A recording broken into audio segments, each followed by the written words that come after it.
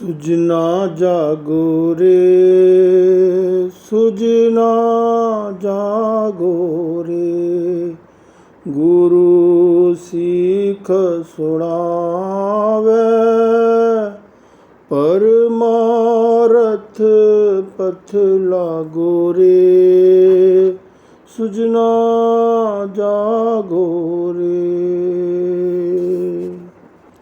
निद्रा और जागरण दोनों ही मनुष्य जीवन के महत्वपूर्ण अंग हैं। जब व्यक्ति का शरीर थक जाता है अथवा मन भी थक जाता है, वह थोड़ी देर के लिए नींद ले लेता है तो शरीर को भी विश्राम मिल जाता है और मन को भी विश्राम मिल जाता है। रात्रि का समय सोने का समय है। जिस व्यक्ति की नींद संतुलित होती है वह व्यक्ति स्वस्थ कहलाता है। नींद कम आना भी एक समस्या है और नींद अधिक आना भी एक समस्या है। बहुत से लोग हैं जिन्हें नींद नहीं आती है, नींद न आने की बीमारी होती है, वे सो नहीं पाते हैं। उन्हें सोने के लिए भी गोलियां लेनी पड़ती हैं, दवाई लेनी पड़ती है। अथवा कभी व्यक्ति के शरीर में किसी व्याधि के कारण अथवा किसी चोट के कारण बहुत दर्द होता है, कभी व्यक्ति के दांत में दर्द होता है तो रात को नींद नहीं आती, तब डॉक्टर सोने के लिए दवाई दे देता है। यह द्रव्य निद्रा हमारे स्वास्थ्य के लिए अत्यंत आवश्यक है। जब व्यक्ति रात्रि में सुखपूर्वक सो जाता है, चैन की नींद सोता है, तो शरीर का तंत्र रात्रि में जो भी शरीर में टॉक्सिक पदार्थ पैदा हो जाते हैं, टॉक्सिन्स पैदा हो जाते हैं, उन्हें ख़त्म कर देता है।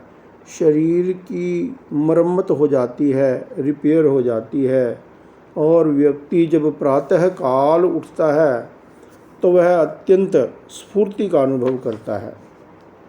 यह द्रव्य निद्रा की बात है। यहाँ गुरुदेव जागने की बात कह रहे हैं।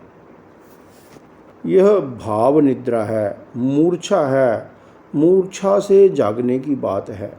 मूर्छा के कारण व्यक्ति जागता हुआ भी सुप्त रहता है। जागना और सोना, इसके महत्व को संदर्भ के अनुसार ही समझना जरूरी है, अपेक्षा दृष्टि से समझना जरूरी है। मोह नींद में जो व्यक्ति सोया हुआ है, मोह के कारण जो व्यक्ति मूढ़ बना हुआ है, मूर्छा में जीवन जी रहा है, वह अपना हित अहित भी नहीं देख पाता है। गुरु वे होते हैं जो हमें जगाते हैं, जीवन के प्रति जगाते हैं, जो हमें धर्म का ज्ञान देते हैं, जो हमें जीवन जीने की कला सिखाते हैं, जो हमें परमार्थ के पथ की ओर जाने के लिए प्रेरित करते हैं। जहाँ व्यक्ति मनुष्य जीवन में अपने शारीरिक शरीर के प्रति दायित्व का निर्वाह करता है, परिवार और समाज के दायित्वों का निर्वाह करता है, उसके साथ साथ परमार्थ के प्रति, परमार्थ का जो पथ है उसका अनुसरण करना भी जरूरी होता है। जो व्यक्ति परमार्थ की आराधना नहीं करता, वह अपने पारिवारिक, सामाजिक और व्यक्तिगत दायित्वों का भी सम्यक निर्वाह नहीं कर पाता है। तो जीवन में सुख हो, शांति हो, आनंद हो, पवित्रता हो, इसके लिए जरूरी है कि परमार्थ के पथ पर परम अर्थ अर्थात आत्मा का जो परम हित है, आत्मा का जो परम सुख है, परम ज्ञान है, परम शक्ति है, परम आनंद है उसे अनुभव करने की दिशा में प्रस्थान करना। स्वर्गा में सुख शैया पाई, नरका कुंभी वासो रे। स्वर्गा में सुख शैया पाई, नरका कुंभी वासो रे। तिर्जंचा में बुद्धि विकलता, हुआ न ज्ञान उजासो रे। सुजना जागो रे, सुजना जागो रे। सूता सूता समय बितायो, तीनु गति रो सारो रे। अब झांझर को है नर को भव, निज कर्तव्य निहारो रे। सुजना जागो रे, सुजना जागो रे। जैन दर्शन में 25 बोल में आता है। पहला बोल गति 4, नरक गति, तिर्यंच गति, मनुष्य गति और देव गति। नरक वह स्थान है जहाँ व्यक्ति उत्कृष्ट पाप कर्मों का भोग करता है। नरक गति में उत्पन्न जीव केवल दुख का जीवन जीता है। वहाँ कष्ट ही कष्ट है, दुख ही दुख है।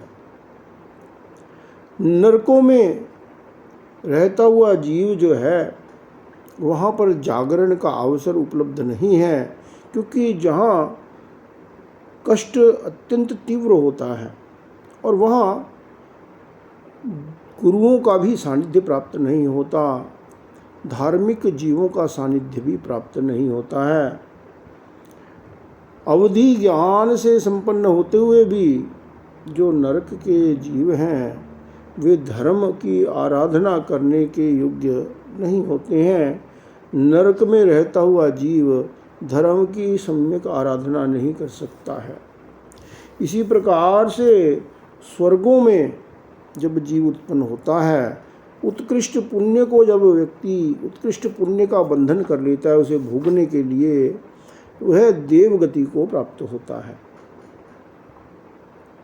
और उस उत्कृष्ट पुण्य की अवस्था में, उत्कृष्ट सुख की अवस्था में वह सुख में ही रमण करता रहता है।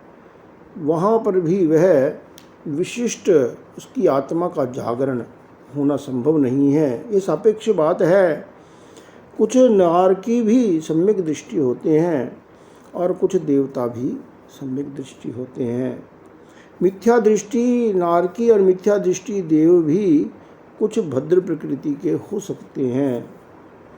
तो सापेक्ष दृष्टि से कहा गया कि जो नरक है वह दुखमय है, वे धर्म की आराधना सम्यक नहीं कर सकते। अपेक्षा दृष्टि से जिस प्रकार से मनुष्य धर्म की आराधना कर सकता है, उस प्रकार से नरक और देव गति के जीव जो हैं वे धर्म की आराधना नहीं कर सकते हैं।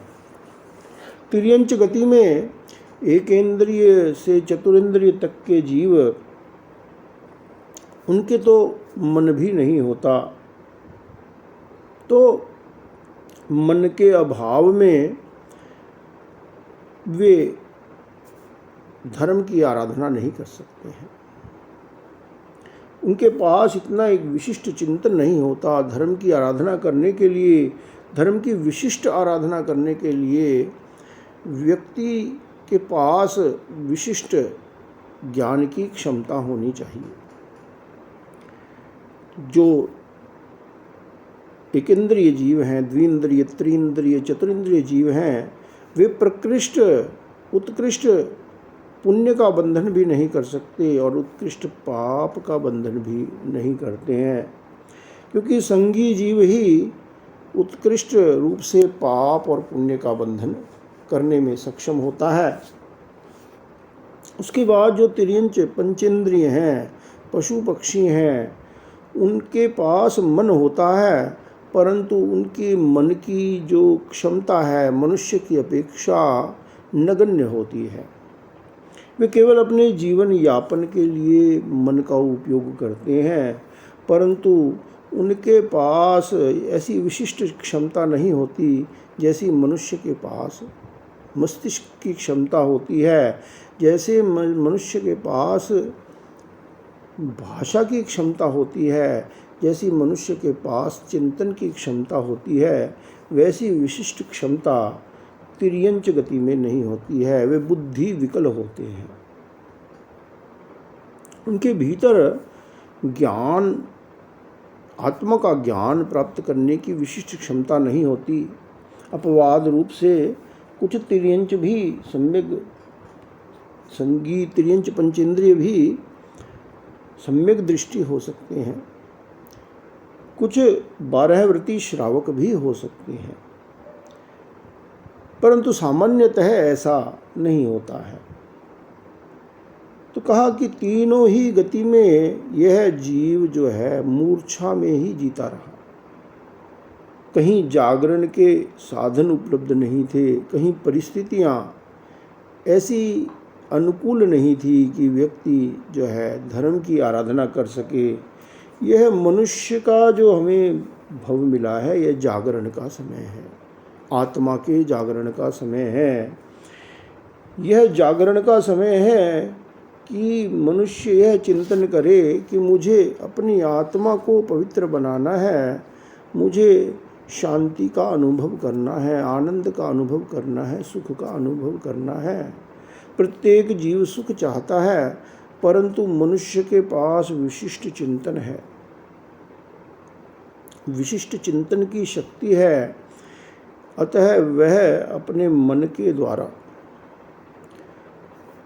सुख और शांति के आध्यात्मिक पक्ष की दिशा में प्रस्थान कर सकता है कि मुझे अपने जीवन में अहिंसा की आराधना करनी है, मुझे क्रोध, मान, माया, लोभ पर विजय प्राप्त करनी है, मुझे राग द्वेष का जीवन नहीं जीना है। ऐसा जो मनुष्य है वह अपने धर्म और कर्तव्य का विवेक कर सकता है। उसके पास ऐसी क्षमता होती है कि वह धर्म का और कर्तव्य का विवेक कर सकता है कि मुझे क्या करना चाहिए और क्या नहीं करना चाहिए, धर्म क्या है, अधर्म क्या है, कर्तव्य क्या है, अकर्तव्य क्या है और हित क्या है, अहित क्या है। तो मोक्ष के संदर्भ में भी यह चिंतन करना जरूरी है कि मेरी आत्मा के लिए क्या कर्तव्य है, आत्मा का विकास कैसे हो, और क्या अकर्तव्य है, क्या अकरणीय है, क्या मेरे लिए हितकारी है और क्या अहितकर है, क्या धर्म है और क्या अधर्म है। प्रात समय उठ परमात्म रो, सुध मन समरण की जरे, भजन सरोवर में कर्म जन, शांत सुधारस पीजरे, सुजना जागो रे, सुजना जागो रे। सुधारस को अमृत भी कहते हैं। कहते हैं कि देवता सुधा रस का, सोम रस का पान करते हैं। वह सोम रस का जो पान है वह पौद्गलिक हो सकता है, परंतु यहाँ पर जो शांति रूप सुधा रस है उसकी बात की गई है कि हे मनुष्य, हे साधक, हे श्रावक, तुम सुबह जल्दी उठो, जल्दी उठकर परमात्मा का स्मरण करो। निद्रा का संतुलन बहुत जरूरी है कि व्यक्ति यदि समय पर सो जाता है और समय पर उठ जाता है तो वह अपने जीवन का जो यह समय है, मनुष्य भव का यह जो समय है, उसका वह सही उपयोग कर पाता है। इंग्लिश में कहा गया, early to bed early to rise makes a person healthy wealthy and wise, कि जो व्यक्ति ठीक समय पर सो जाता है और प्रातः जल्दी उठ जाता है, जल्दी सो जाता है और जल्दी उठ जाता है, तो उससे उसका स्वास्थ्य भी अच्छा रहता है, उसकी संपन्नता भी बढ़ती है और उसकी विवेक शक्ति भी बढ़ती है, उसकी बुद्धि भी निर्मल होती है। जो व्यक्ति ठीक से निद्रा नहीं लेता वह अनेक प्रकार के शारीरिक, मानसिक, भावनात्मक समस्याओं को आमंत्रण दे देता है। और सुबह उठकर फिर क्या करे? सुबह उठकर, जल्दी उठकर, कहा कि जो श्रावक है उसे ब्रह्म मुहूर्त में उठ जाना चाहिए। 4 बजे का समय सुबह ब्रह्म मुहूर्त का समय होता है।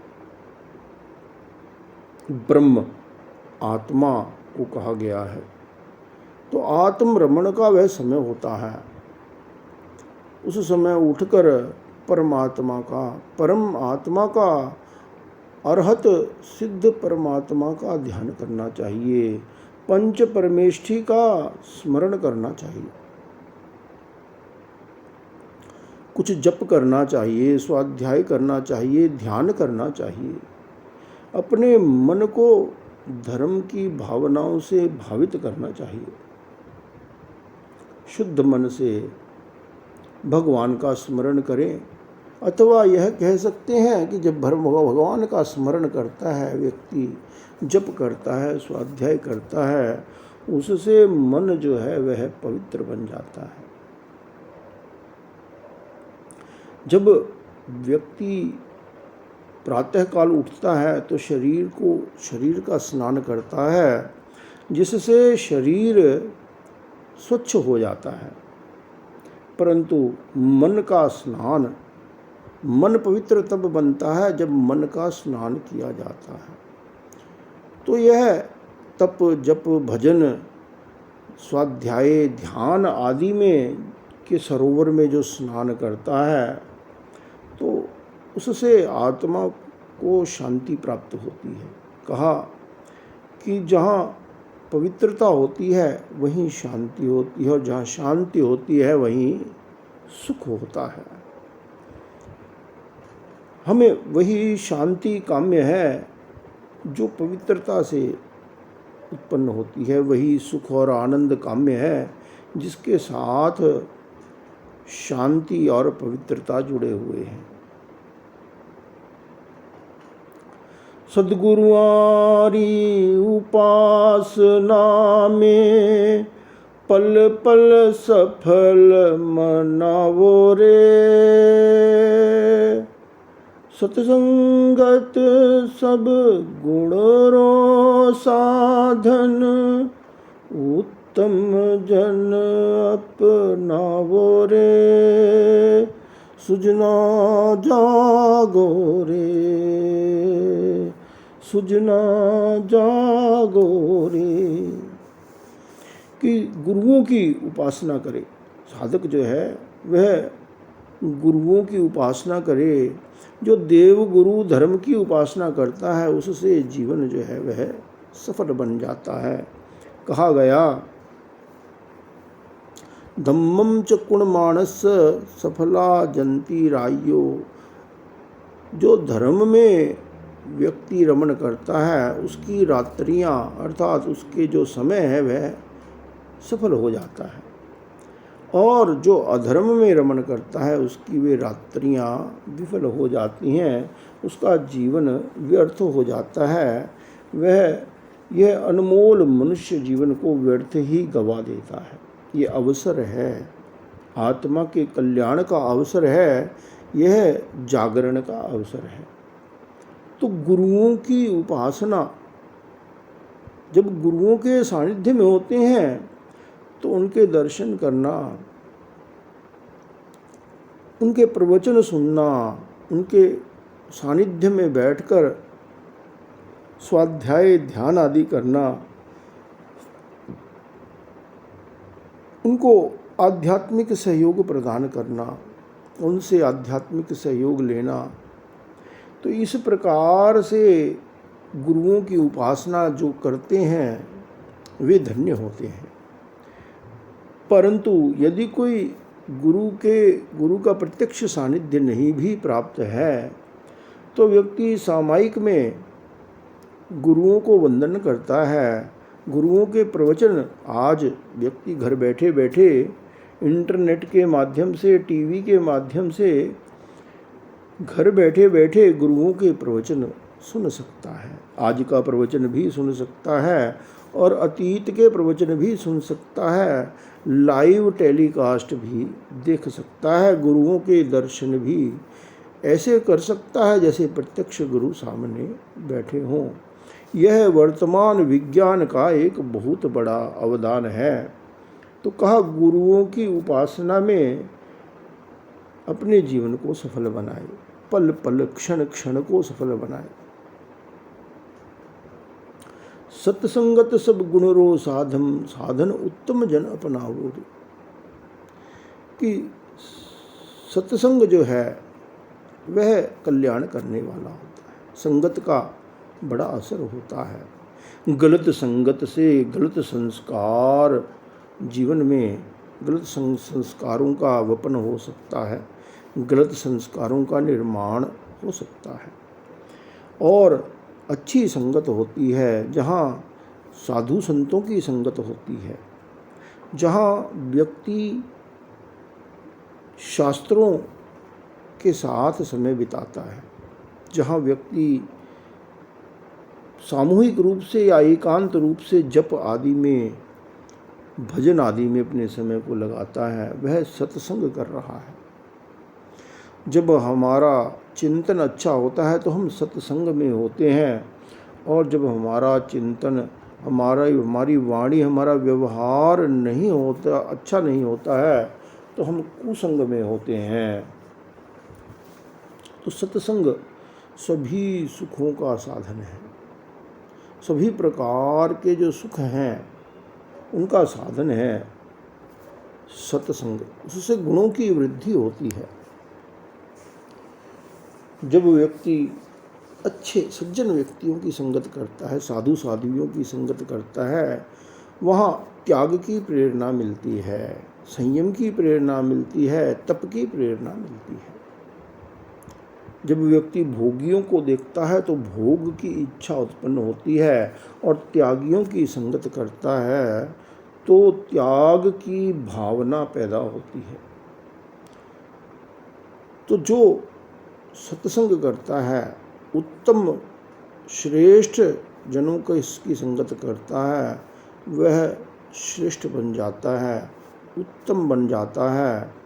जैसा कहा, अरहंता लोगुत्तमा, सिद्धा लोगुत्तमा, साहू लोगुत्तमा, केवलिपन्नतो धम्मो लोगुत्तमो। कि अरहत लोक में उत्तम है, सिद्ध लोक में उत्तम है, साधु लोक में उत्तम है, और केवली प्रज्ञप्त धर्म लोक में उत्तम है। तो ये जो उत्तम चार हैं, इनकी जो शरण लेता है, अरहंते शरणम पवज्जामि, सिद्धे शरणम पवज्जामि, साहू शरणम पवज्जामि, केवली पन्नतम धम्मम शरणम पवज्जामि, जो इनकी शरण लेता है, देवगुरु धर्म की उपासना करता है, तो उससे व्यक्ति स्वयं भी उत्तम बन जाता है।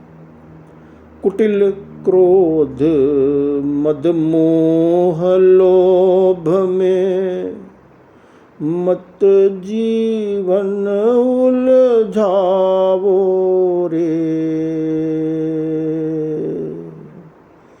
क्षणभंगुर है मान निज मन न समझावो रे, सुजना जागो रे। गुरु सीख सुनावे, परमार्थ पथ लागो रे, सुजना जागो रे। तो गुरुदेव कह रहे हैं कि हे साधक, हे श्रावक, हे आत्मन, तुम अपने जीवन को क्रोध, मद, मोह और लोभ में मत लगाओ। व्यक्ति कुटिलता का जीवन जीता है, कुटिलता से जीवन उलझ जाता है। जो व्यक्ति रुजु होता है, सरल होता है, उससे जीवन सुलझ जाता है, समस्याएं सुलझ जाती हैं। जहाँ मायाचार होता है, कुटिलता होती है, वहाँ पर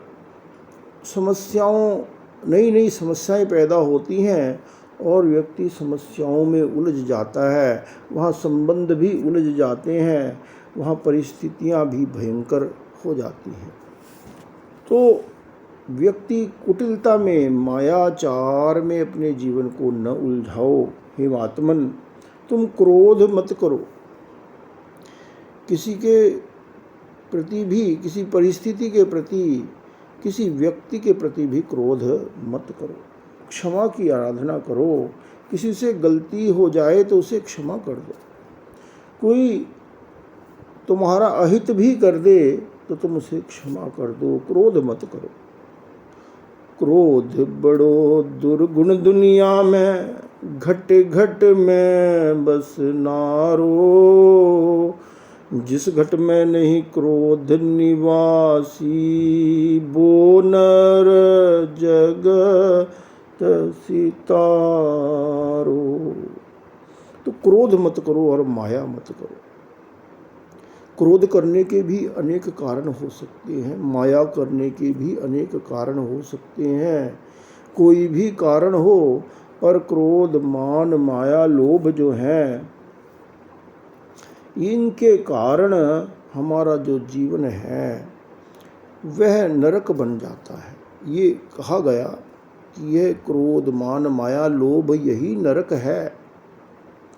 जो व्यक्ति जब क्रोध, मान, माया, लोभ में होता है, मद में होता है, मोह में होता है, तो उस समय वह पागल बन जाता है।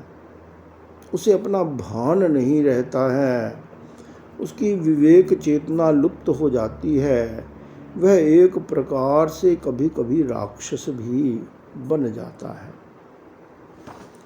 तो अहंकार मत करो, मद मत करो, मोह मत करो, लोभ मत करो। इसमें अपने जीवन को मत उलझाओ। तुम समझो कि क्षणभंगुर मानव रोतन, ये शरीर जो है ये क्षणभंगुर है। मृत्यु को देखो कि एक दिन मुझे मर जाना है। यह जो मनुष्य जीवन है, यह मेरा कोई स्थायी निवास नहीं है। कल का भी भरोसा नहीं है। यह चिंतन जीवन को सही दिशा प्रदान करता है, व्यक्ति को बार बार जगाता है कि एक दिन मुझे मर जाना है, कल का दिन हो न हो। तो यह जो क्षण है, वर्तमान का क्षण, मैं इसे क्रोध, मान, माया, लोभ में व्यर्थ क्यों गवाऊं? धर्म की आराधना में लगाऊं, संयम और समता की आराधना में लगाऊं। अपने मन को समझाना, ये बहुत बड़ी बात है। व्यक्ति दूसरों को समझाता है, दूसरों को शिक्षा देता है। दूसरों को शिक्षा देना, अच्छी शिक्षा देना अच्छी बात होती है। दूसरों को अच्छी बात समझाना भी अच्छी बात होती है, क्योंकि इस जगत में दूसरों को गलत ज्ञान देने वाले, गलत शिक्षा देने वाले भी लोग होते हैं। तो अच्छी शिक्षा देना अच्छी बात है। उस शिक्षा को कोई ग्रहण कर लेता है तो उसका कल्याण हो जाता है, परंतु अपना भी कल्याण करना चाहिए। स्वयं भी व्यक्ति शिक्षा को ग्रहण करे, अपने मन को समझाए। अपने मन की प्रोग्रामिंग करना जरूरी है। तो अपने मन की यदि हम प्रोग्रामिंग कर लेते हैं कि यह जो मनुष्य शरीर मिला है यह क्षणभंगुर है, आत्मा तो कभी मरती नहीं है, आत्मा का न जन्म होता है न आत्मा का मरण होता है, आत्मा अजर अमर अविनाशी तत्व है। परंतु यह जो आत्मा देह को धारण करता है, यह जो मनुष्य शरीर को आत्मा ने धारण किया है, यह क्षणभंगुर है। क्षण क्षण यह जो जीवन है यह घटता जा रहा है, क्षण क्षण यह जीवन बीतता जा रहा है, मृत्यु के निकट पहुंचता जा रहा है। प्रतिक्षण प्रतिदिन बीत जाता है और व्यक्ति मृत्यु के निकट एक दिन और निकट पहुंच जाता है। तो इस प्रकार से अपने मन को जब यह शरीर की अनित्यता की भावना से भावित किया जाता है, उससे हमारा मन जो है वह जाग जाता है। अरहत देव सुगुरु शुद्ध साधु, धर्म दयामय धारो रे, तीन तत्व है रतन अमूलक, कर लो हार ही यारो रे, सुजना जागो रे, सुजना जागो रे। कि अरहत मेरे देव है, अरहत बनना मेरे जीवन का लक्ष्य है, अरहत मेरे साध्य है,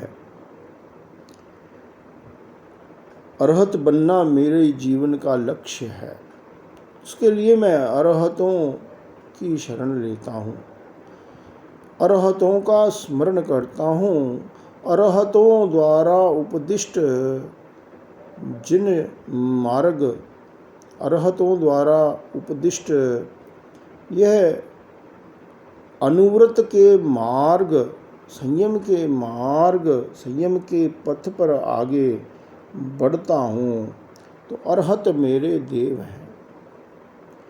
और शुद्ध साधु जो हैं, जो पवित्रता की साधना कर रहे हैं, जो अहिंसा सत्य अस्तेय ब्रह्मचर्य अपरिग्रह की साधना कर रहे हैं, जो 5 समिति और 3 गुप्ती की आराधना कर रहे हैं, ऐसे शुद्ध साधु वे मेरे गुरु हैं, पथदर्शक हैं, मार्गदर्शक हैं, अनुशासता हैं। मैं उनके अनुशासन को स्वीकार करता हूँ।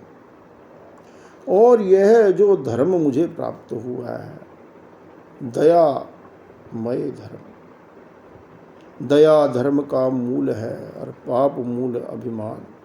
तुलसी दया न छोड़िए जब तक घट में प्राण। तो दया व्यक्ति के भीतर होती है, कहे कि जिसके भीतर में अनुकंपा होती है वही व्यक्ति सम्यक दृष्टि होता है। जिसके भीतर में अनुकंपा नहीं होती, दया नहीं होती, वह व्यक्ति सम्यक दृष्टि नहीं होता है। सम्यक दर्शन का लक्षण है अनुकंपा। तो अनुकंपा का भाव, ये अनुकंपा का जो धर्म है, आत्मानुकंपा और परानुकंपा। दूसरे जीवों पर दया करो, स्वयं अपनी आत्मा पर दया करो। क्रूरता, जहाँ क्रूरता है चित्त में, वहाँ अशांति रहती है, वहाँ विवेक चेतना कार्य नहीं करती है। तो जीवन में हमारे पवित्रता हो, विवेक हो, इसके लिए जरूरी है कि ये धर्म, दयामय जो धर्म है, जो भगवान ने धर्म बताया है। तो ये देव गुरु धर्म, ये 3 रत्न हैं। सम्यक ज्ञान, सम्यक दर्शन, सम्यक चारित्र, ये भी 3 रत्न हैं। तो इनका व्यक्ति इनसे अपनी आत्मा को सजा ले। जैसे बाहर व्यक्ति विभिन्न प्रकार के रत्नों के हार पहनता है, फूलों के हार पहनता है और इस शरीर को सुसज्जित करता है, इस प्रकार से व्यक्ति देव गुरु धर्म की आराधना करता हुआ सम्यक ज्ञान, सम्यक दर्शन, सम्यक चारित्र की आराधना से अपनी आत्मा की आभा का विकास करे, आत्मा को संयम श्री से संपन्न बनाए। हे आत्मन, तुम अपने आप को धर्म में लगाओ, जाग जाओ।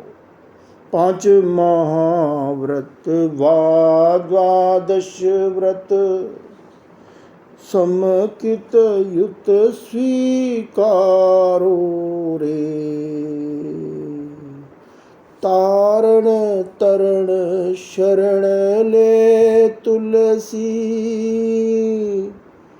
मानव जन्म सुधारो रे।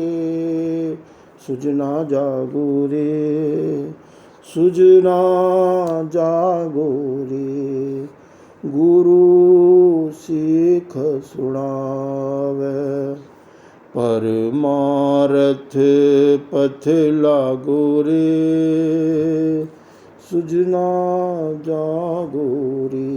तो भगवान ने तीर्थ की स्थापना की, संयम तीर्थ की स्थापना की।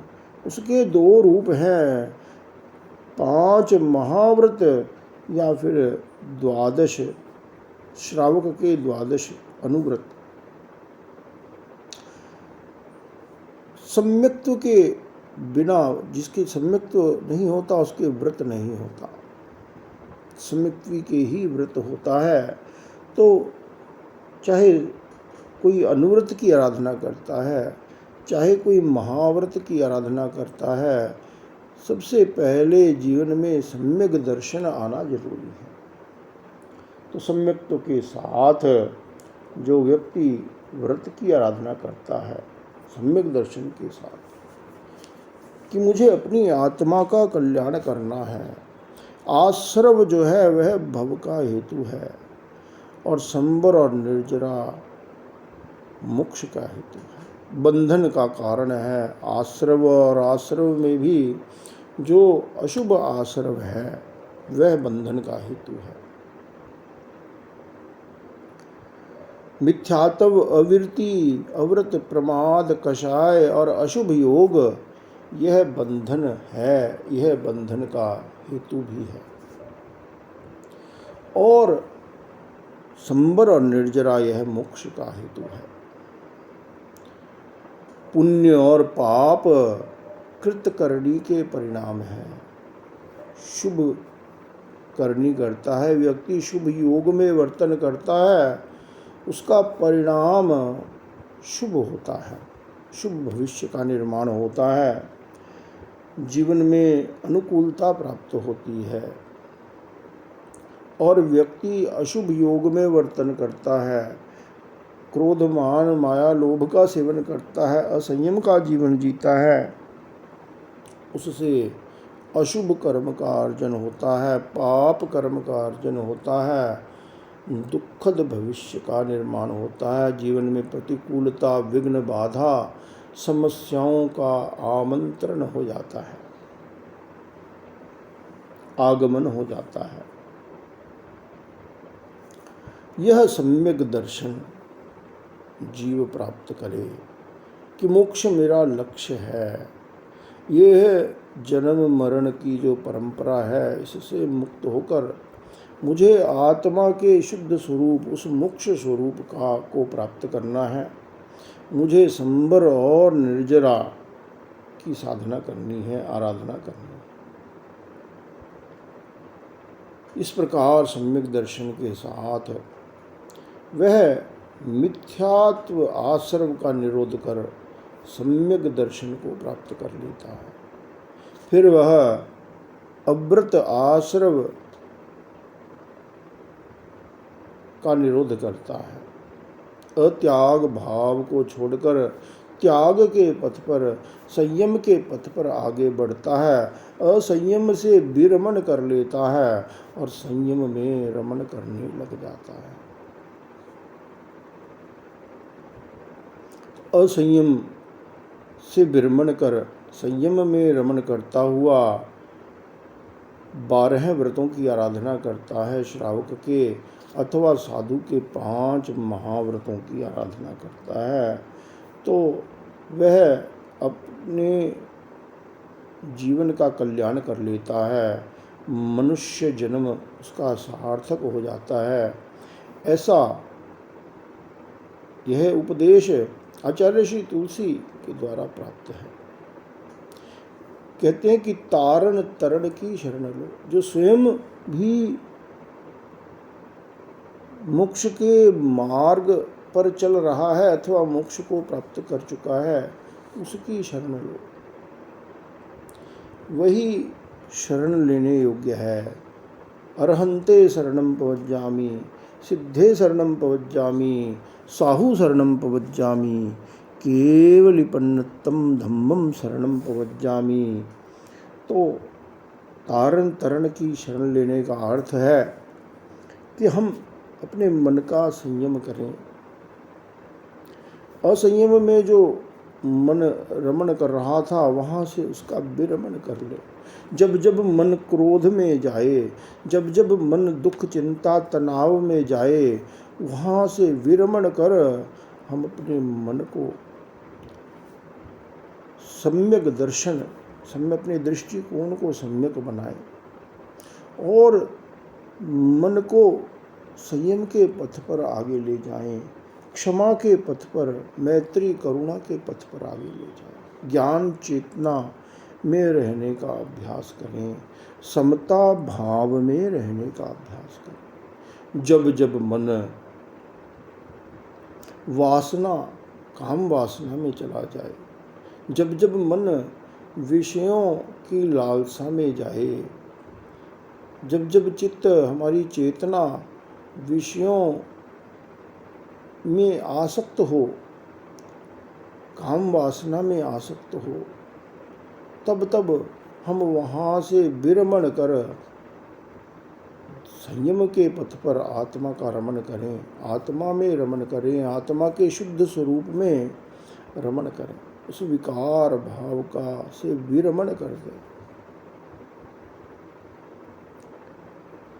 संयम से हम पदार्थों का भोग करें और काम पर नियंत्रण करना बहुत जरूरी है। काम पर कंट्रोल करना चाहिए। जैसा आचार्य श्री महाश्रवण जी कहते हैं, काम पर कंट्रोल होना चाहिए, काम पर कंट्रोल होना चाहिए, साधना में मन लगाना चाहिए, सुप्त चेतन को जगाना चाहिए, साधना में मन लगाना चाहिए। ओम अरहम।